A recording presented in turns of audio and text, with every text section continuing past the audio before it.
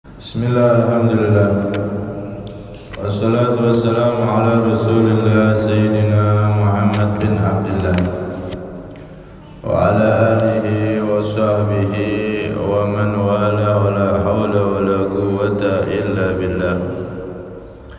Rabbi syrah li sadri wa yassir li amri wa ahlul uqdatan min lisani yafqahu qawli wa saddid lisani wahdi qalbi bihaqqi sayyidina Muhammadin sallallahu alaihi wasallam. Dusturakum ya ahla darki wa ya ahla al-batin wa ya ahla al-nawbati wa ya ahla nur, amma ba'd. Hadirin jamaah Masjid Nurul Qamar yang dirahmati oleh Allah Subhanahu wa taala. Alhamdulillah, Allah Subhanahu wa ta'ala mengumpulkan kita kembali di masjid yang mulia ini di rutinan malam Senin ini dalam keadaan sehat walafiat. Semoga Allah Subhanahu wa ta'ala memanjangkan umur kita semua dan keluarga kita di dalam ketaatan, dan nanti ketika meninggal diakhiri dengan kesempurnaan husnul khatimah. Kelak di akhirat bisa berjumpa dengan Nabi Muhammad sallallahu alaihi wasallam. Amin Allahumma amin. Sering kita sampaikan bahwasanya duduknya kita di majelis ilmu yang semacam ini walaupun sebentar, itu nilainya sangat tinggi di sisi Allah Subhanahu wa ta'ala. Bahkan Nabi SAW bersabda dan disebutkan di kitab Ihya oleh Al-Imam Al-Ghazali radhiyallahu anhu, babun yata'allamuhu ar-rajulu minal ilmi minal hikmati khairun minad dunya wa ma fiha, kama qala Nabi SAW. Satu bab dari ilmunya Nabi Muhammad SAW, satu pembahasan di majelis ilmu yang semacam ini, majelis ilmu yang menjadi warisan Rasulullah SAW, itu nilainya lebih besar, lebih utama daripada dunia seisinya. Dunia seisinya yang begitu luar biasa, itu nanti di akhirat akan tampak kecil dibanding pahala kita hadir di majelis ilmu yang semacam ini. Karena itu kita bersyukur kepada Allah bisa istiqomah dan berusaha untuk istiqomah. Di malam Senin ini kita hadir bersama untuk mengkaji ilmu warisan Nabi sallallahu alaihi wasallam. Amin Allahumma amin.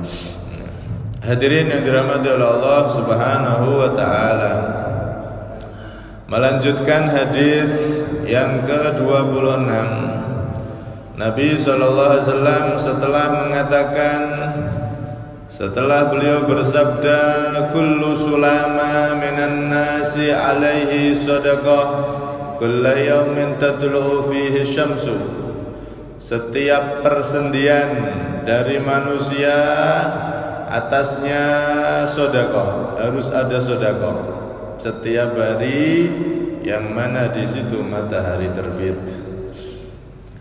Dalam tubuh kita, sebagaimana yang sudah kita bahas di pekan yang lalu, ada 360 persendian. Setiap pagi harus disodakoi kalau pengen selamat dari segala hal yang tidak diinginkan. As-sadaqatu daf'ul bala', sedekah itu menolak bala. Kalau pengen 360 persendian tubuh kita itu berkah, selamat, maka harus disodakoi. Kalau tidak disodakoi 360 persendian, maka bisa jadi terkena hal-hal yang tidak diinginkan. Keselio kah atau apa? Tapi kalau sudah penuh disodakoi 360 sedekah, yang mana kemarin bisa diraih dengan cara sholat duha, maka insya Allah di hari tersebut kita selamat dari hal-hal yang tidak diinginkan. Terus apakah sholat duha itu wajib dan harus? Bukan, tidak. Itu anjuran sunnah saja. Karena itu selain sholat duha, ada juga sedekah-sedekah yang lain yang bisa kita lakukan. Nabi SAW melanjutkan sabdanya, ta'dilu bainal itsnaini shadaqatun. Engkau memperbaiki di antara dua orang juga termasuk sedekah. Ta'dil itu adil. Adil yang dimaksud di sini memperbaiki antara dua orang yang sedang punya masalah. Dua kelompok yang punya masalah. Engkau mendamaikan mereka, maka itu juga terhitung sedekah. Bahkan disebutkan bahwasanya nanti di hari kiamat, dalam salah satu sabda Rasulullah SAW bersabda, afdhalun nasi indallahi yaumal qiyamah al-muslihuna bainan nas. Paling utamanya manusia kelak di hari kiamat itu orang-orang yang sukanya mendamaikan antara manusia yang sedang berseteru. Suka damekno. Ada dua orang berseteru didamaikan akur. Ada suami istri tengkar didamaikan akur. Ada dua kelompok didamaikan akur. Ada dua organisasi didamaikan akur, dan seterusnya. Apalagi ini mau calonan, wes siap-siap ya. Perbedaan pendapat, perbedaan pilihan ini itu akhirnya kadang-kadang jadi perseteruan, jadi permusuhan. Bahkan kadang-kadang satu atap, ayahnya sama menantunya beda pilihan, beda partai, tidak sapan, padahal sak genteng ya. Na'udzubillah min dzalik, jangan sampai seperti itu. Nah, kalau terjadi ada dua orang, ada dua kelompok yang berseteru, kalau kita bisa dan punya kapasitas untuk mendamaikan, damaikan. Itu termasuk amalan yang paling dicintai oleh Allah, amalan yang paling utama, bahkan akan menjadi manusia kelak di hari kiamat di dalam golongan manusia-manusia yang paling utama. Siapa mereka? Yaitu tadi orang-orang yang sering mendamaikan, suka mendamaikan antara dua belah yang bertikai. Afdhalun nasi indallah yaumal qiyamah al-muslihuna bainan nas, kata Rasulullah SAW. Sehingga disebutkan oleh ulama, innal fadaila kullaha law jumi'at raja'at bi ajma'iha ila syai'aini ta'dimu amrillahi jalla jalaluh was-sa'yu fi islahi dhatil baini. Sesungguhnya semua keutamaan, semua kemuliaan, semuanya kalau pengen dikumpulkan dan dirangkum itu cuma ada dua macam. Pertama apa? Mengagungkan perintah Allah, melaksanakan dengan baik segala perintah Allah, itu yang pertama. Yang kedua, wasa'yu fi islahi dhatil baini, mendamaikan, mengusahakan agar dua kelompok, dua orang yang sedang bertikai menjadi akur lagi. Ini dua amalan inti.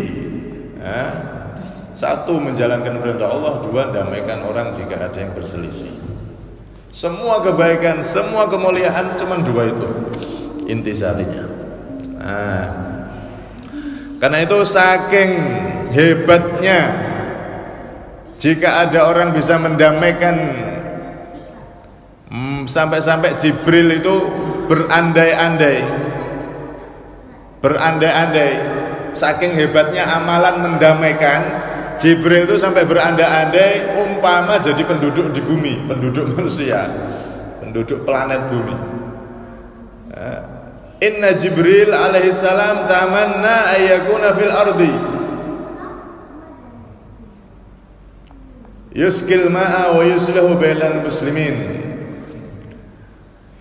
Jibril itu andaikan jadi penduduk bumi, maka ada dua amalan yang paling diincar oleh beliau, oleh dia sebut dua ya.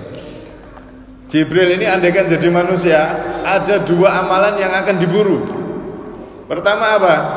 Memberi minum sedekah air. Nah, sedekah air termasuk sedekah yang paling utama.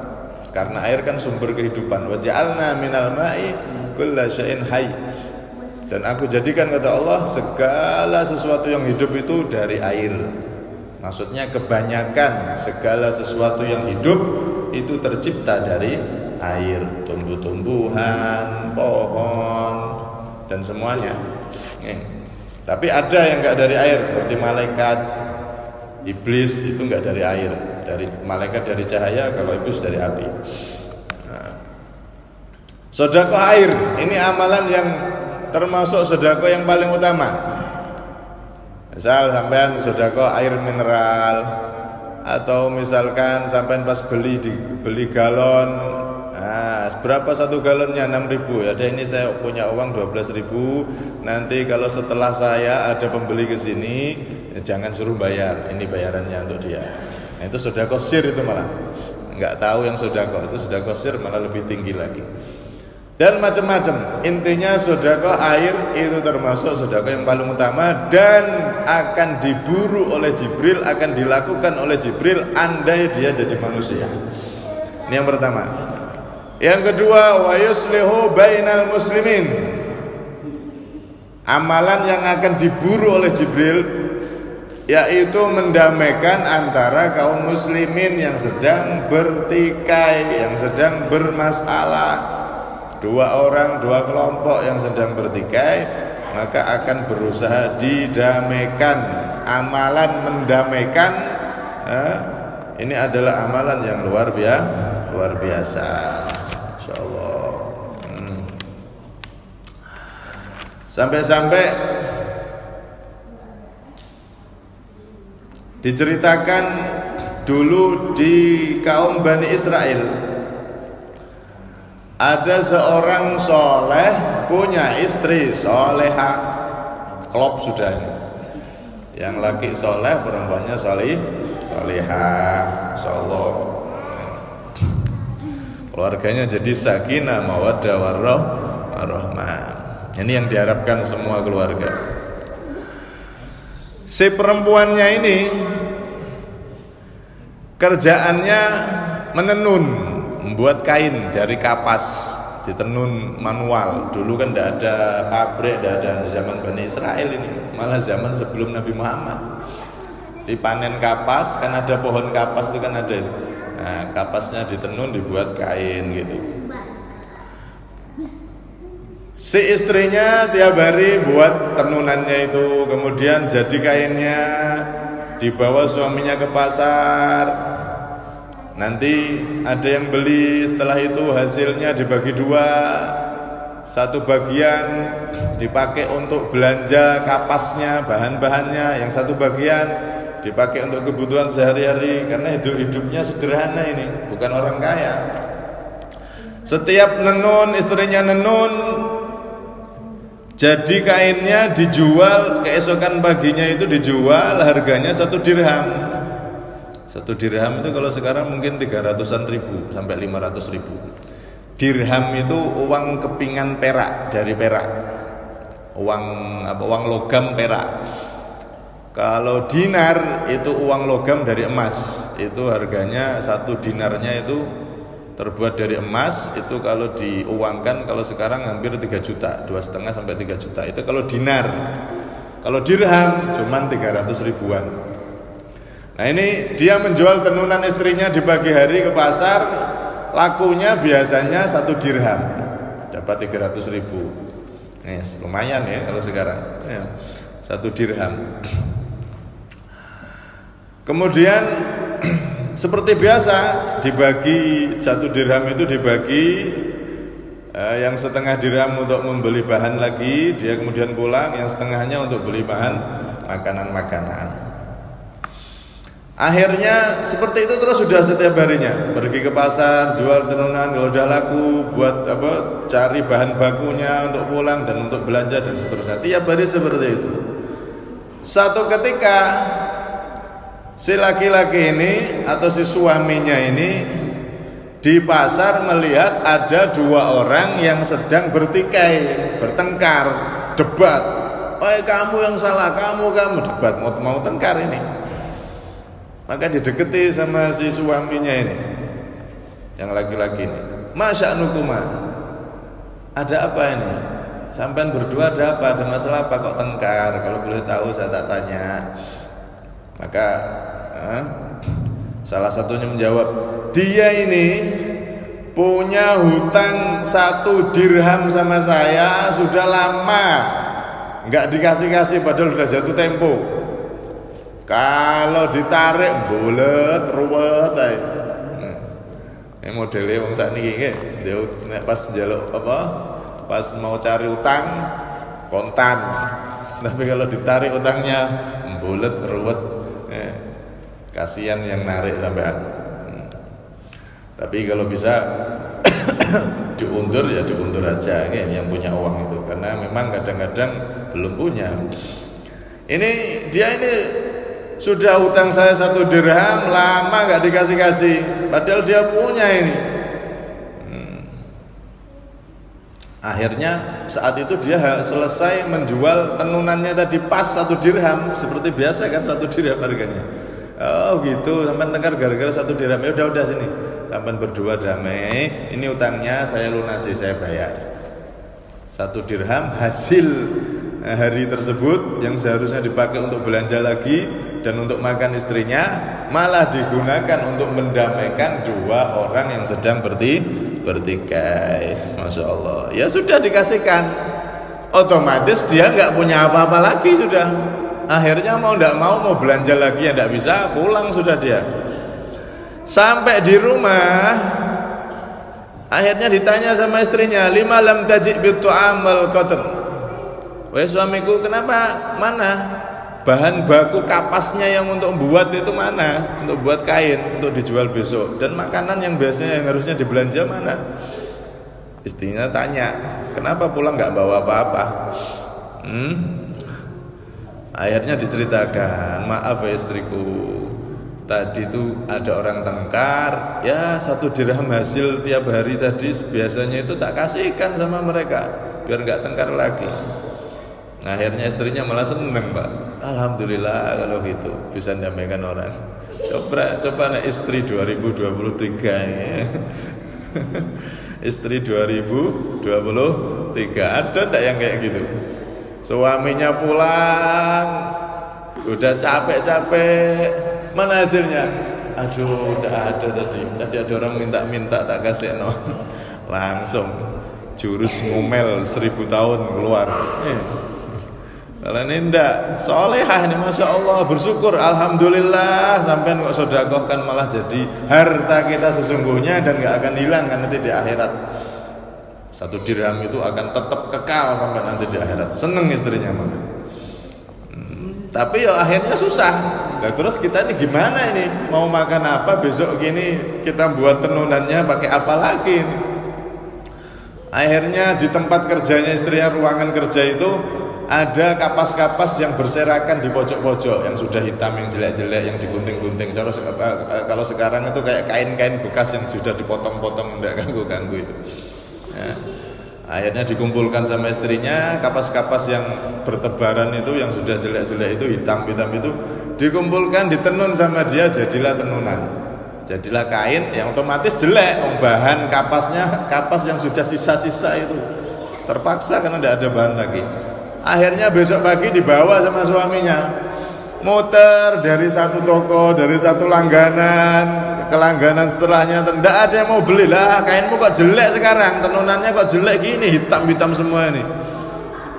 Ya adanya ini, yang bagus belum ada. Ya udah nggak jadi beli, muter sampai akhirnya nggak ada yang mau beli sak pasar itu. Saking capeknya, akhirnya dia lihat satu orang penjual ikan. Ada orang jual ikan, ikannya ini sudah busuk. Nasibnya sama seperti dia. Dia jual ke sana kemari, tidak ada yang mau beli karena ikannya sudah busuk. Akhirnya ketemu ini dua orang yang bernasib sama. Sampai dari mana? Saya ini jual kain ini loh, nggak ada yang mau beli. Podo. Sama ini saya jual ikan ini sudah agak busuk, nggak ada yang mau beli. Sudah gini wes, kebetulan saya butuh kain ini untuk selimut, untuk enggak apa-apa ya jelek gitu apa ini. Saya juga tak tuker sama, tak barter sama ikan saya ini ya. Oh ya wes lah kalau gitu nggak apa-apa. Yang penting saya juga butuh makanan soalnya kemarin belum makan. Akhirnya ditukar lah itu. Dibawa pulang oleh si suami yang soleh tersebut sampai di rumah. Akhirnya dikasihkan ke istrinya, wah istriku kainnya tidak laku, cuman bisa dapat ikan ini tok, ikan yang sudah busuk ini. Udah wes ini tidak apa-apa, rezeki dari Allah, kita makan seadanya. Udah dibawa, tidak apa-apa suamiku. Dia ambil itu ikan, dibedati, dibuka, dibelah perutnya, dibersihkan.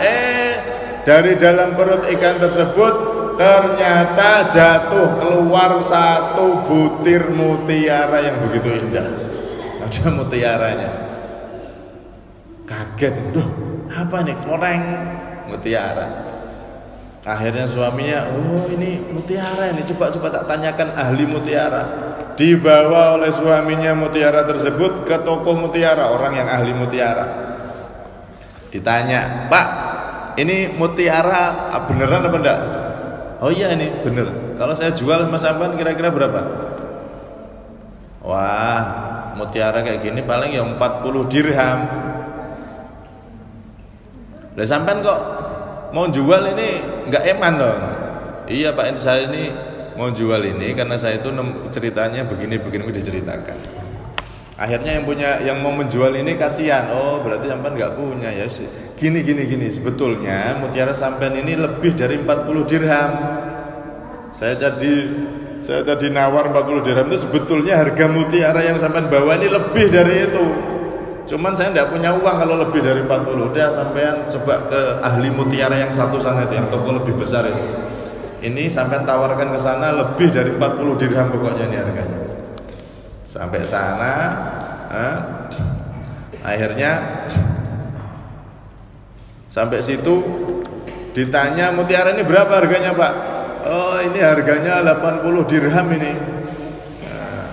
Terus diceritakan lagi. Akhirnya yang penjual tukang mutiara yang kedua ini juga kasihan. Ya udah kalau gitu sampai tak kasih tahu harga aslinya. Ini mutiara aslinya lebih dari 80, sampai jual ke situ itu yang di sana itu ada penjual yang lebih besar lagi dia.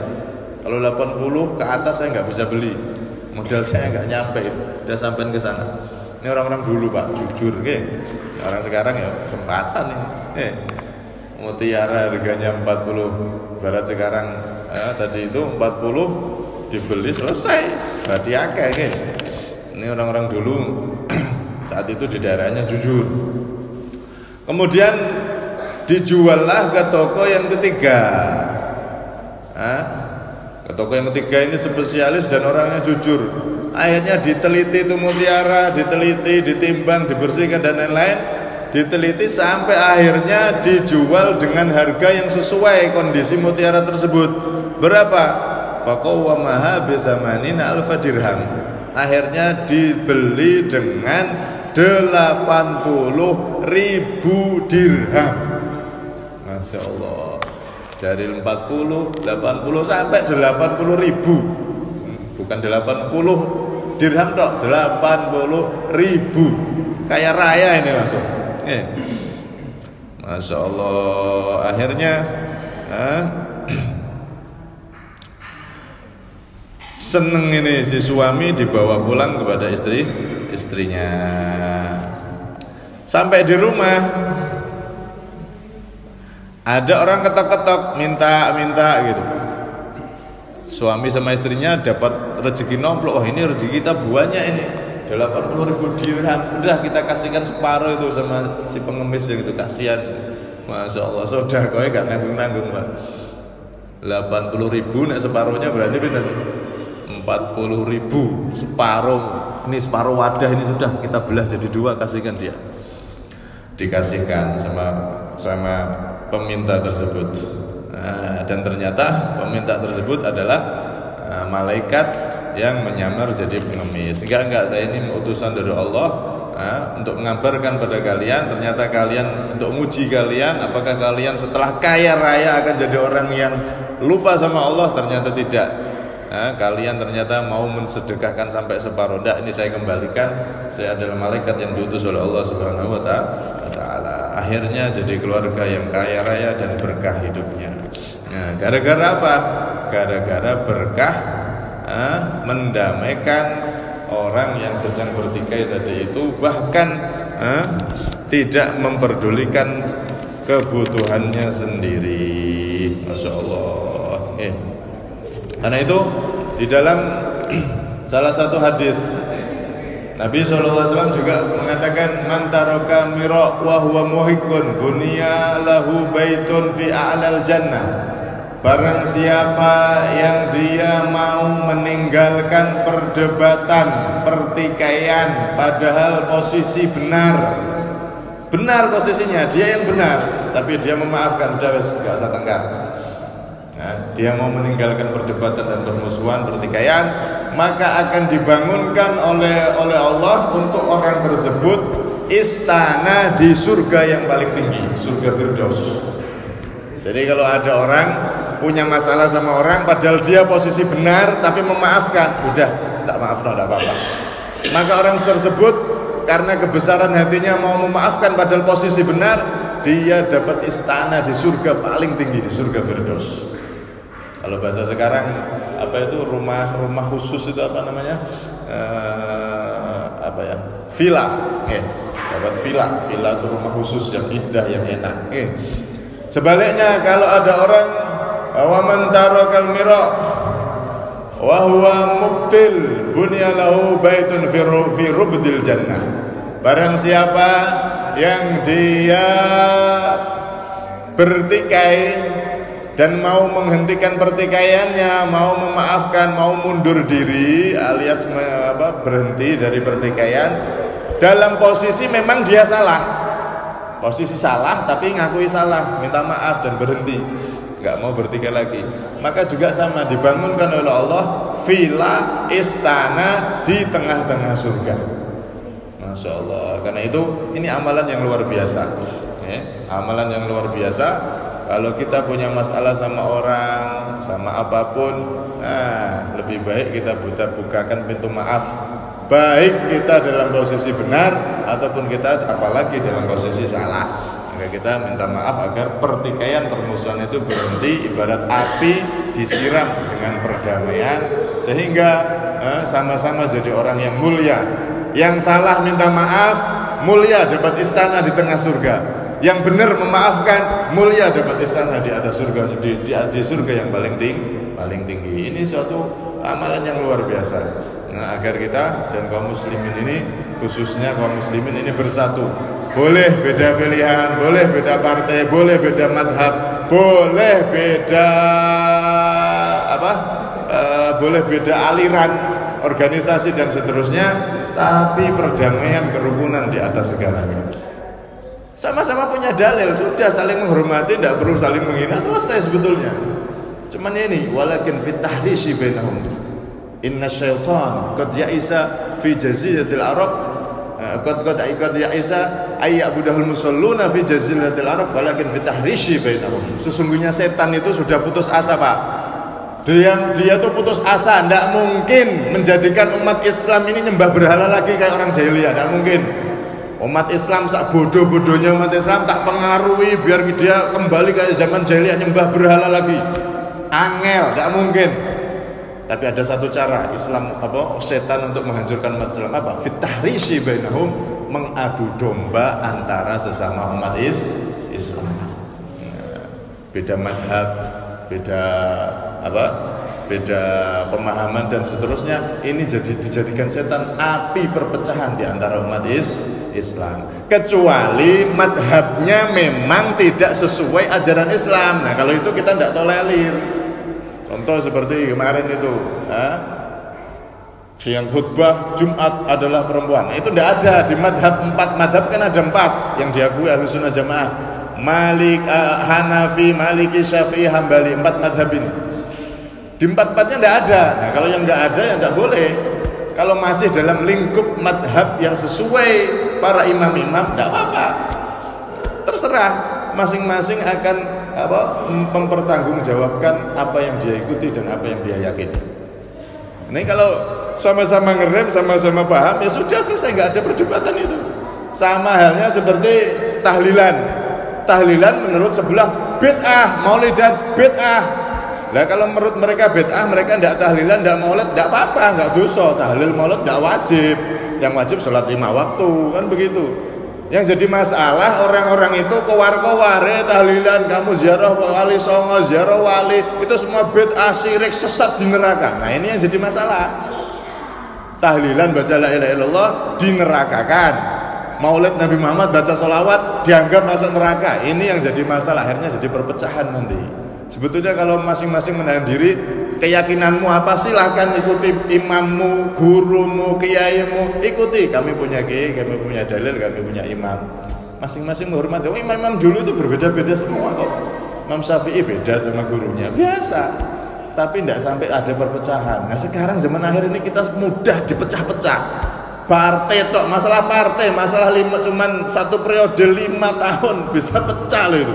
Masya Allah, luar biasa memang ini. Benar kata Rasulullah, Islam ini nggak bisa diserang oleh setan dari segi apapun, kecuali satu ini, tahrish bainahum, dipecah belah, agar umat Islam ini saling bermusuhan, saling bertikai. Karena itu kalau ada umat Islam yang tampil untuk jadi juru-juru perdamaian, mendamaikan itu, maka dia jadi orang yang dibanggakan oleh Rasulullah SAW. Semoga kita termasuk orang tersebut. Amin Allahumma amin. Kurang lebihnya minta maaf. Amin ya Allah.